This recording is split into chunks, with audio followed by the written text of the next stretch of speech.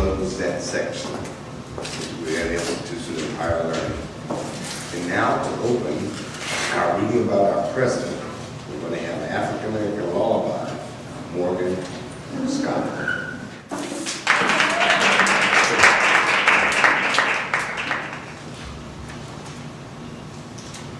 A beautiful book I purchased at Eastern, actually, a few years ago, called Hush Songs, African American Lullabies, by Joyce Carol Thomas, with fantastic, absolutely beautiful illustrations by Brenda Joy Smith. An African American hush song is a mother and father's sound, a comforting, safe, dreaming sound, a reflection of ancient memory, the throbbing cadences of drums, and the forward-moving pulse of tomorrow's promise for today's child. Hush songs have no boundaries. They move freely among all. The written word, when combined with song, is a very mighty thing. You actually probably know a hush song yourself, and it's called He's Got the Whole World in His Hands. And this is a very traditional spiritual that can be sung very powerfully, or when sung in a heavenly voice to quiet tiny ears. It's the perfect lullaby. Would you just join me in the first verse, the main chorus that we all know? Okay. He's got the whole world in his hands. He's got the whole world in his hands. He's got the whole world in his hands. He's got the whole world in his hands. Thank you. Very nice.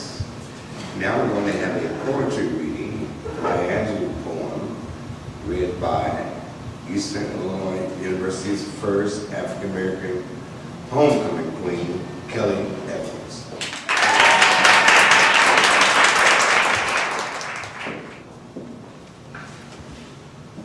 Born in 1928, Maya Angelou is more than just a great poet, but also a playwright, actress, author, and dancer.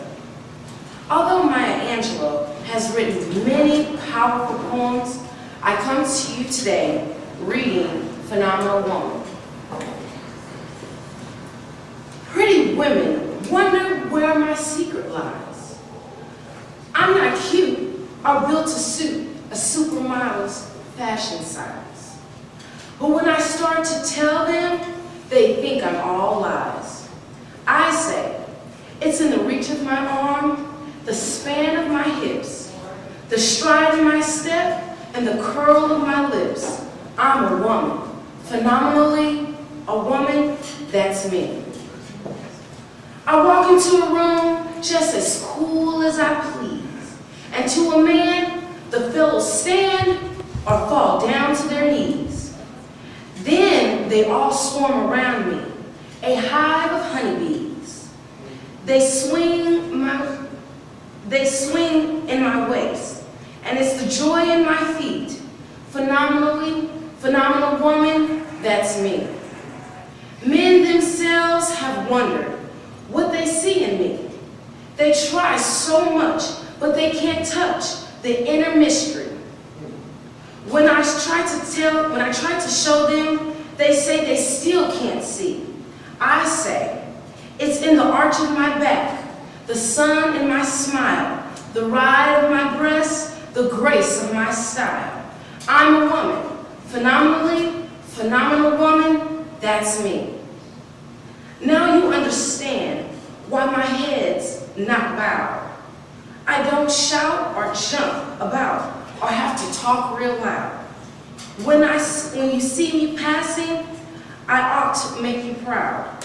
I say, it's in the click of my heels, the bend of my hair, the palm of my hands, the need of my care. 'Cause I'm a woman, phenomenal woman, that's me.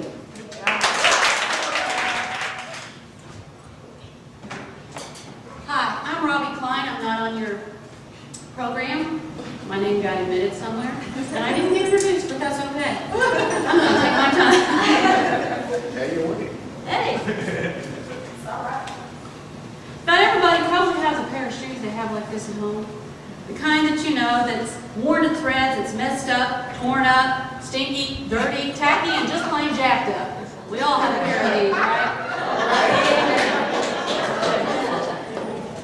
I'm going to read a story tonight written by Debbie Allen, one of the authors that we're going to present from the present. Debbie Allen started a career. She was a dancer. She happened to be the first African-American ballet dancer in the Houston Foundation for Ballet in 1964. She built her success on dance and then went on to become an award-winning actor. If you're as old as I am, you can remember Debbie Allen in the series Fame. For those of you who are younger than I am, you probably remember her in The House. But behind the scenes, Miss Allen is a writer, a director, and a producer for stage, television, and movies. She has choreographed many shows, including the Academy Awards program. She's also worked with the Kennedy Center's Education Department and done Pepito's Story and Brothers of the Night on stage, using local talent in that area. She went on, she produced the movie Amistad with Steven Spielberg directing. In addition, she performed the role of Harriet Tubman in Harriet Returns at the Giffen Playhouse. Debbie Allen continues to be one of the most respected and versatile talents in the entertainment industry today. And tonight I'm going to read Brothers of the Night. And this is a story she wrote, and it's based on Grimm's fairy tales, The 12 Dancing Princesses. Although she's taken a little spin on that story and written it from the perspective of Happy, the knight's dog. So this is my Happy. And he's kind of floppy, and we'll just have to let him. I hope you can all get a chance to look at this book if you have a chance. The illustrations are excellent, and they're done by Kadir Nelson. And on the very beginning, you can see where they're walking in Harlem, and down here they're all walking along the street. And I'll have to remember that there's a couple still sitting over here. So, once upon a time in a little village called Harlem, that's in New York City, there lived a man, Reverend Knight, spelled with a K, like knight in shining armor.